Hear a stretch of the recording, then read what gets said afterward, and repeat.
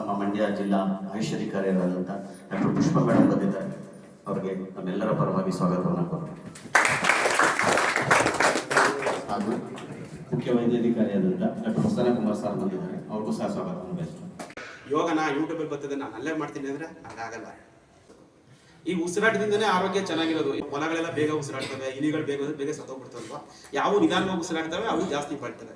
ಅಂದರೆ ಹೆಬ್ಬವಾಗ್ಬೋದು, ಆಮೆ ಆಗ್ಬೋದು, ಆನೆ ಆಗ್ಬೋದು ಅಲ್ವಾ. ಸೊ ಉಸಿರಾಟ ಸರಿ ಮಾಡಬೇಕು. ಒಂದು ರಾಷ್ಟ್ರದ ಪ್ರಗತಿ ಆರೋಗ್ಯ. ನೀವೇನು ಮಾಡಬೇಕಾಗಿಲ್ಲ, ನೀವು ಆರೋಗ್ಯವಾಗಿದ್ರೆ ಈ ರಾಷ್ಟ್ರ ಪ್ರಗತಿ ಹೊಂದಿದೆ. ವಾಟ್ ಇಸ್ ಯುವರ್ ಪ್ರಾಪರ್ಟಿ ಅಂದರೆ ಸ್ವಸ್ಥವಾದ ದೇಹ ಮತ್ತು ಸ್ವಸ್ಥವಾದ ಮನಸ್ಸು. ನಿಮ್ಮ ದೇಹ ಮತ್ತೆ ಆರೋಗ್ಯ ಸ್ವಸ್ಥವಾಗಿದ್ರೆ ಅದೇ ನಿಮ್ಮ ಆಸ್ತಿ. ಇವಾಗ ಯಾರು ನಿಮ್ಮ ಹೆಂಡತಿ, ಮಕ್ಕಳು, ಅಪ್ಪ ಅಮ್ಮ ಯಾರು ನಿಮ್ಮ ಜೊತೆಲಿ ಬಂದಿಲ್ಲ, ನೀವು ಮಾತ್ರ ಬಂದಿದ್ದೀರಲ್ವಾ.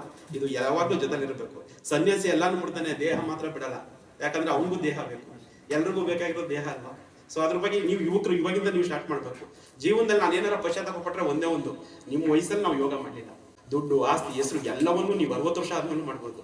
ಆದರೆ ಒಂದು ಸಲ ನೀವು ಆರೋಗ್ಯವನ್ನು ಚೆನ್ನಾಗಿ ಇಟ್ಕೊಳ್ಳಿಲ್ಲ ಅಂತ ಹೇಳಿದ್ರೆ ಮತ್ತೆ ನೀವು ಸರಿ ಮಾಡೋಕ್ಕಾಗದೇ ಇಲ್ಲ. ಈ ಪ್ರಾಣಿಜನ್ಯ, ಸಸ್ಯಜನ್ಯ, ನೈಸರ್ಗಿಕವಾಗಿ ಸಿಗತಕ್ಕಂಥ ಖನಿಜ ಪದಾರ್ಥಗಳಿಂದ ತಯಾರಿಸಿರೋದ್ರಿಂದ ಇದರಲ್ಲಿ ಯಾವುದೇ ತರಹದ